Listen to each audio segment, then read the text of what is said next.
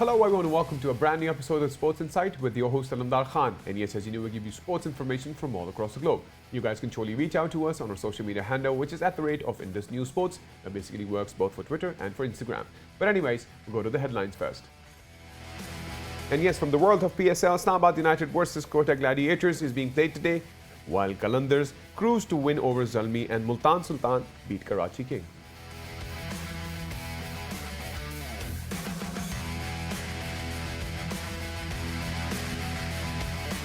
And yes, from the world of golf, the Almeida Championship is underway and Wes Roch leads it.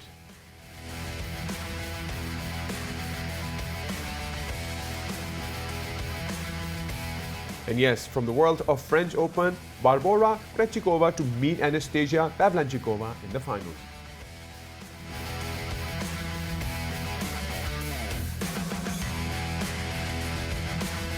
And yes, from the world of NBA, Milwaukee Bucks edge Brooklyn Nets by 86-83 in Game 3, while Utah Jazz defeat Clippers 117-111 in Game 2 of the semifinals.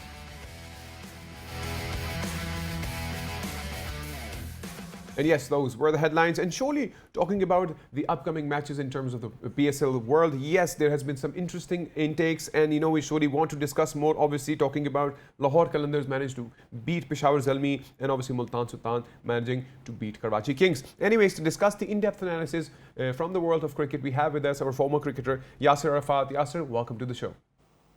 Thank you very much. So, Yasser, I'll start off with, obviously, what an interesting match to begin with. Obviously, Lahore Qalandars managing to beat Peshawar Zalmi. What's your entire take on how this all evolved to, their conclusive victory for now?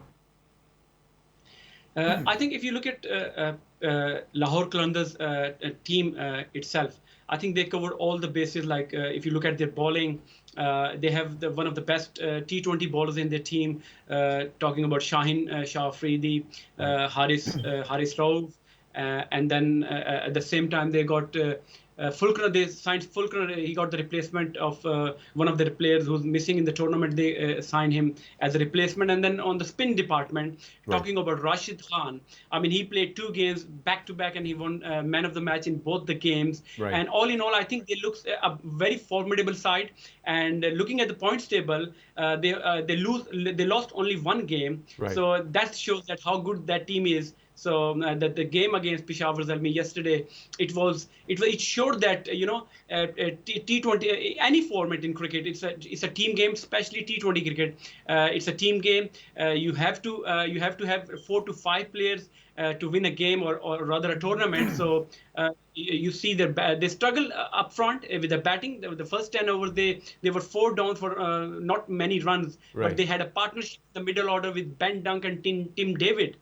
So that brought them back in the game, and in the second inning, the way they bowled, I think that was exceptional. Well, I absolutely think that Tim David was surely one of the major reasons. Not only him, obviously Rashid Khan's amazing bowling stats. If you look at 5 for 20, I think he is going a long way ahead.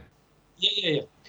Rashid Khan is an exceptional bowler, and he was declared bowler of the decade in T20 format. That was the reason actually, and the way he bowls. I mean, he's very skillful bowler. He bowled stump to stump. He hardly give any chance to the batsman to free their arm to score runs, and he bowled with different angles, with different variations. So I mean, that's why he is one of the best T20 bowler. And one thing I want to mention here is, I mean, he's supposed to play here in England in the T20 Blast, which started 2-3 days ago, but he preferred PSL over T20 Blast, so which is a good sign for Pakistan and for the PSL. So looking him in PSL, it's a great thing.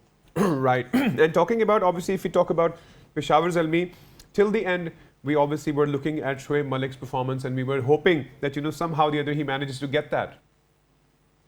Yeah, I mean, as I mentioned earlier, that T20 is a team game, and you have to have 4 to 5 good players to win the matches. And Shoaib Malik again showed everyone that how good he is and how important player he is in this format. That's why he's playing all around the world.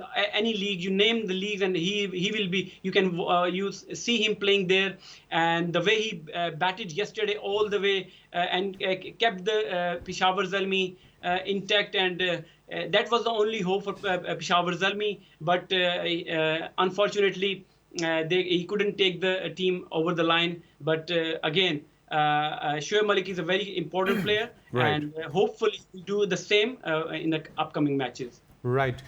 Even if we look at the tables, if we look back into March when PSL was happening in Pakistan, and I think if we look at it now, it's a complete different environment. So I think the leaderboard and the table will surely be changing drastically now. Apart from Lahore Qalandars, I mean, who are top of the table, won 5 or 6 games out of their matches, and they lost only 1 game. Right. Rest of the teams, the next 3 teams, they are on same points table. I mean, it's open for any team, but if any team lose their game, it will be more pressure on them to stay in that top 4. So I'm a bit surprised the way Quetta is playing at the moment, because they used to have a very good record in the PSL. Right. I hope, since the tournament is back in UAE, so hopefully they will find the right combination and win some games and brought them up in the top 4. Right. And now I would surely want to talk about the next match. Yes, Multan Sultan managed to win by 12 runs. And not to forget that, if we look at the batting legend that we have, Babar Azam, I think he tried his level best, being not out for 85. But yet again, I think Multan Sultan finally managed to, outrun him and his team. Yes, you rightly said that Babar Azam again showed his class and how good he is. But again, his 85 not out again, and not good enough to take Karachi King over the line. But at the same time, you have to have, as I mentioned earlier, 3 to 4 good players who can play with Babar Azam and took them over the line. But looking at the Multan Sultan performers, right. They had the way they batted. Shoaib Maqsood batted exceptionally well with a strike rate of 180 plus, and then Khushdil Shah scored 44 in the end, right. and Royali Rosu batted really well. So you have to have players who can, play and perform in each and every game for the team. Right. And eventually it totally comes down to the teamwork side, because if we look into Karachi Kings, besides Babar Azam, obviously Chadwick tried his level best, but obviously he only played like 23 balls. But we did not see statistically a very strong batting lineup for Karachi Kings. I think Shajil need to step up because he's been in Pakistan team in the recent past, and Pakistan has a high hopes with him to do well in the PSL, at the same time in the World Cup if he got selected, and then if he plays there. Right. His dismissal, his run out was very costly to Karachi King, but surprisingly, if you see their bowling attack, the way they started this tournament in Karachi back in March, I would thought that Karachi King is going to be one of the top team in this tournament. But looking at their bowling attack now, right. Amir is clearly struggling with his form and the way he bowled in yesterday's game. I think he needs to step up and perform well if they want to win the games. Right. I would want to talk about the first match, obviously, in Abu Dhabi now, which was obviously Islamabad United versus Lahore Qalandars. It was a slower match. It was a slower paced match, slow scoring lineups, slow targets, no big numbers. But yet again, Lahore Qalandars managed to win by 5 wickets. So how do you see? Obviously, it was the first match to begin in Abu Dhabi. So what's your take on that match in particular? I mean, I would have thought that the pitches will be fresh and there'll be a lot of runs and boundaries and sixes, but it goes the other way. Right. As the tournament goes on, the pitch is going to be even difficult for the batsman. Right. It's lively for the bowler at the moment. And the first game, the way again Rashid Khan bowled in that game, in 4 overs he only gave just 9 runs and took 1 wicket. So that shows that how difficult is the pitches at the moment, and I hope the pitches get better as the tournament goes on, and the players and the teams can manage to score big runs. Right. I was looking at the T20 blast yesterday. The score was like 180, 200 plus. Right. But looking at the PSL games, the batsmen are struggling, the teams are struggling to score 150 and 60. So which is a bit sad. Right. I think maybe that was probably the first match, because if we look into thinking of all the team members, in terms of obviously the scoring line, because once you are in the quarantine section and then you come out, I think you're probably rusty a bit, but I think with time we probably may see big numbers. That can be an issue because a player was been into quarantine in Pakistan, and before that they hardly played any cricket, and then coming into UAE they had 10 to 12 days of quarantine, and they played, although they played 1 or 2 practice matches, but still most of the players look rusty. Right. And I'm sure as the tournament progresses, and the teams and the players will eventually show their class, and how that they will show that how good they are. Right. I just want to ask a quick word on the upcoming perspective. What do you think, Islamabad United versus Quetta Gladiators? What's your take on this match? How do you see this happening, and which direction it may head to? I think every game from now onward for Quetta Gladiator is key to be in that. At the moment they are bottom of the table, but if they want to be in the top 4 in the table, right, and want to progress in the tournament, I think they need to step up, find the right combination, and play good cricket. I mean, they are famous playing good cricket in the past. The history says that they are a good enough team to beat the best teams. So I'm fingers crossed. I'm sure they will find the right combination, and their players, their local player and their overseas player, step up, and they will win that game.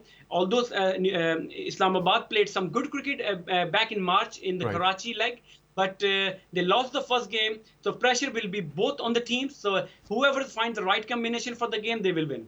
Right. Well, thank you so much, Yasser, for being a part of the show and discussing the world of cricket with us. Thank you very much. Thank you. So that was pretty much the in-depth analysis, and yes, I think Quetta Gladiators finally need to step up. Step up is the message from Yasser Arafat. But anyways, guys, we have more news coming up your way. So what we need to do is we need to take a quick break. Once we get back from the break, we'll discuss more sports. See you guys after the break.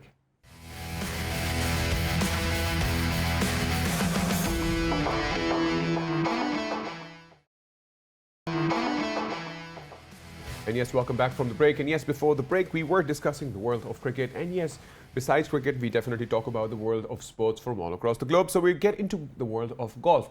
And to discuss the in-depth analysis in terms of the Palmetto Championship, which is currently underway, we have with us Mickelson all the way from Canada. Mickelson, welcome to the show. Hi, thank you for having me. Great. So Mickelson, I'll start off with, obviously, we talk about Dustin Johnson. He started off pretty well, but currently, in terms of the leaderboard, we look at Wes Roch, who's taken the lead. So what's your take in terms of how this Palmetto Championship has started off so far? Well, it's an interesting week to sort of just see these guys playing on a new golf course. They've never done a PGA Tour event here. It was, of course, supposed to be the RBC Canadian Open here, close to my hometown here in Toronto, Canada. Right. But unfortunately, due to COVID, we had to postpone that once again for the second straight year. So it's going to be interesting to see the guys just getting out there on a new golf course in South Carolina. So hopefully Dustin Johnson can keep playing well, keeps his name up there on the leaderboard, because there's not that many big players playing this week with the U.S. Open next week. So it's going to be interesting to see them playing this new course, and we'll just have to watch and see. There's not too much known about this course yet, so just one round in the books, and Wes Roach is leading, and Dustin Johnson's one back. So we'll just have to see what goes into the weekend. Right. And in terms of the weather, currently right now, obviously, as you said, that's a new golf course. It's going to be technically very difficult, because if you look at the leadership or leaderboard for now, obviously, Wes Roch is obviously on -7. And besides that, Doc Redman is there, and then Dustin Johnson. So obviously, in terms of golf, it's not just the first or the second round. What truly happens is the last day of golf. So how do you see the weather this time? Because as it's a new golf course, how are they adapting to the whole situation? Yeah, well, that's always gonna be an interesting factor. Of course, the weather, the rain, the wind. This course has a lot of sand, so if the wind gets blowing, much like we saw at the PGA a few weeks ago, the bunkers here aren't technically called bunkers. Right. So it makes for an interesting sort of thing down the stretch. Guys playing on a new course, as we mentioned. So the greens are super fast. There's a lot of bunkers. It's not maybe the best test for next week's event, being a U.S. Open at Torrey Pines, but it should make for a good finish down the stretch. We hope, at least. So what big names are currently participating in this tournament to begin with? Yeah, so as I said, there's not that many. The two biggest names would be Brooks Koepka and Dustin Johnson. Brooks Koepka didn't get off to the best start yesterday, but he's obviously just planning to prep for next week. And then, yeah, I mean, there's a couple local guys that are in the field this week. Kevin Kisner, Brandon Nimmin is, he's a young guy that's playing. So if you're kind of looking for some up-and-coming guys, or you just want to see like Koepka, Johnson, there's a couple guys there, but really if you want to see the star players, this is just a prep week for next week, really. Right. So you currently think, obviously, like you said, it's a new golf course as well, and obviously they would be adapting to the weather. But obviously having a big name like Dustin Johnson, obviously in terms of his performance, if you look back into previous few tournaments as well, there have been variations in terms of his performance. So let's hope for the best that, he manages to get there. I'll quickly jump over to the last tournament that, recently took place. We would want to talk more about, obviously, the Memorial Tournament that happened. And obviously in that, Colin Morikawa actually finally, Cantlay managed to take over Morikawa. So what's your take on that entire situation? Yeah, I mean, it was a very interesting week. Obviously, with what happened on Saturday with Jon Rahm finding out in sort of a weird way on the 18th green after his Saturday round. He was leading by 6 shots. The tour comes up to him on the 18th green, tells him that he is tested positive for COVID and that he essentially is out of the tournament. So it went from Morikawa and Cantlay basically battling for second place to trying to go for the win and like $1.8 million or something. So yeah, it was interesting, and it ended up being a really good final round. It's good for Cantlay to see him pull through. Morikawa's obviously done great things as well. So yeah, that was a really good week. We've had a lot of good golf this season. There's some great storylines. None bigger than Brooks versus Bryson right now. It'll be interesting to see those two maybe matching up next week. But yeah, it's been a good run of tournaments here. In terms of the good run, I would also want to talk about when the Memorial started. If you remember, there were a lot of weather changes happening there back then, and obviously some of the golfers maybe adapted to it. Some of them did not manage to do so.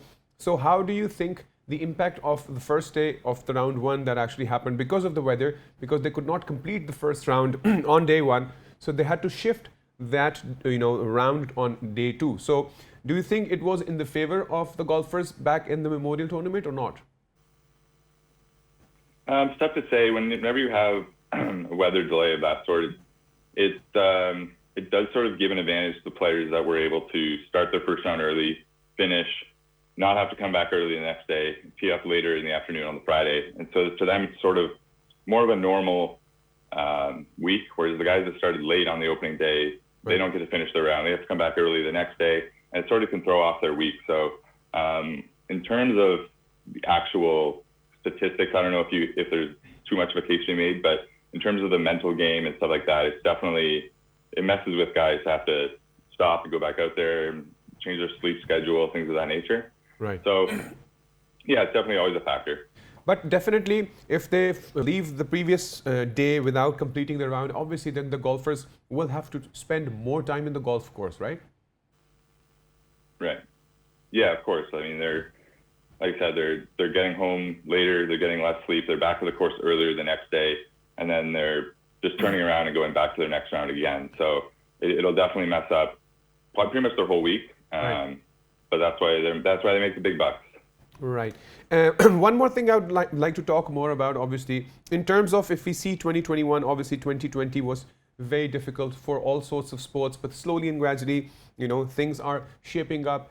But even then, obviously, there have been a few incidents in terms of, golfers getting COVID tested positive. Now they're getting their vaccines done. But I just want to ask, in terms of 2021, in terms of the growth of golf itself internationally, because now there have been some strange surprises for us in terms of golf. If we look back, how the PGA Tour happened, how Matsuyama actually managed to get the Masters. So, there have been so many. Phil Mickelson managed to get the PGA. So there's so many surprises that we have seen so far. So do you expect further surprises up ahead in the world of golf for us? Again, it's always hard to predict what's going to happen in a sport like golf, but I'd like to see so. I mean, Matsuyama, obviously, with the Masters, you couldn't really have had a bigger win for the international world of golf.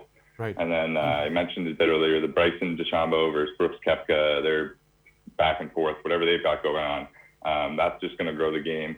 And then, there's so many good young players coming up on the PGA Tour from, whether it's from Europe, the UK, over your side of the world. There's a lot of good players coming up now. So, there's definitely going to be surprises. There's definitely going to be a few players that we don't even really know right now that by the end of the season, we're thinking, like, where'd that guy come from? So there's always going to be interesting things. I mean, who would have expected Phil Mickelson to win at 50 years old? He hadn't had a top 20 all year. So, I mean, you can never predict it. I'm still holding hope that Tiger's going to maybe come back, not this year, maybe next year, but yes, in terms of obviously, in terms of talking about Tiger Woods, his recovery perspective is surely a long way ahead, because obviously he was, in terms of the accident itself, and he's definitely going to take a lot of time in terms of recovering, but obviously once he's back, he would definitely be back for good.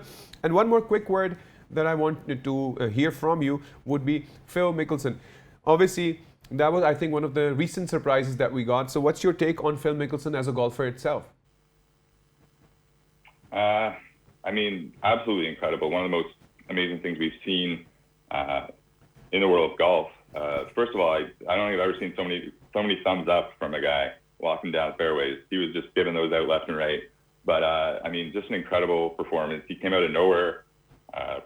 No one expected him to do that well, and I think we were all just kind of waiting for it to fall apart on the Sunday. But just an incredible performance, tee to green. Not really a golf course that's set up for Phil, but he just went out there, played his game, and it was really nice to see. And that ovation, the crowd swarming him on the 18th hole. As you said, it's been a weird time in the year of sport, in a weird year or two in the world of sports, and that was amazing to see for everyone involved, whether you like Phil or not. That was great for the game of golf. Right. And I was recently going through this article that actually was telling us that, Phil Mickelson is now focusing more on, he's trying to focus more on the upcoming US Open. So when exactly is the US Open scheduled for? Yeah, so that'll be next week, starting next Thursday, Torrey Pines in California, which is where the course that Tiger Woods won the US Open playing on one leg in 2008. So there's going to be lots of flashbacks to that. And of course, Phil Mickelson has never won the US Open. He's had countless chances, and he's blown all of them. So it's the one tournament that he wants to win more than any other tournament in the world. And if he's ever going to do it, I mean, we saw what happened at the PGA. So good luck to Phil, I guess. Well, I guess like we've discussed, the world has been full of surprises, and specifically in terms of the world of golf is full of surprises. I think most of the people, because I think in terms of the level of tournaments, US Open is surely one of the biggest tournaments that is really in the upcoming ones, right? Oh yeah, absolutely. I think no doubt the Masters would be the biggest tournament, and then I'd say the way the majors used to, they changed around the schedule, but it used to go in terms of middle of schedule: Masters, US Open, British Open, PGA, and I'd say those are the four biggest in order. So yeah, US Open, probably the second biggest tournament, so it's always a good test. There's always long rough, fast greens, big scores. So that'll be fun to watch next week. Definitely. Well, thank you, McCullough, for being a part of the show and discussing the world of golf with us. Well, thank you guys so much for having me. Great. Enjoy your weekend. You too. Anyways, that was major updates with regards to the world of golf. Yes, and there are a few more major updates in terms of the French Open. Yes, talking about the French Open, Pavlyuchenkova actually advances to the first major finals in Paris. Yes, we're talking about the French Open. And not to forget, Krejcikova to meet Anastasia Pavlyuchenkova in the finals. Not to forget, Pavlyuchenkova beat Tamara, and she managed to beat her by 7-5 and 6-3 in the semi-final. So I think it's surely going to be an interesting tournament. We know she'll definitely be playing the Russian 31 seed because that's Pavlyuchekova's current standing. But I think this entire tournament has actually changed how things are for them. And I think when after this tournament, whoever wins will surely get up on a better seat. But good luck to them, and we'll surely keep you guys posted in terms of the world of tennis. Anyways, a quick take on the world of NBA. Yes, what a game. Talking about the NBA, Milwaukee Bucks finally edged Brooklyn Nets 86-83 in Game 3. Not to forget, initially there were two games that actually were on Brooklyn Nets side, but this time, unfortunately, Brooklyn Nets just could not control the perspective. And the last game that actually happened amongst the Bucks and Brooklyn Nets, so there was a huge lead in terms of Brooklyn Nets side, and Bucks were really, really on the defensive side. But I think now the entire situation of the game 3 right now is that Milwaukee Bucks is now 1 game win, and Brooklyn Nets is 2 games win. So I think it's going to be more interesting in the game 4, because if the game 4 happens and they tie, then things will probably go on a very different direction. Anyways, the other news is, yes, Utah Jazz defeating the Clippers 117-111. And that was the game 2. So I think it's surely going to be an interesting take in the world of the NBA. The semifinals, obviously, a few games are in terms of the game 3, few are doing the game 4. But anyways, whatever happens, we surely will keep you guys posted in terms of the world of NBA. Anyways, guys, if you want to reach out to us, you can on our social media handle, which is @Indus News Sports. Till then, take good care of yourself, and bye-bye.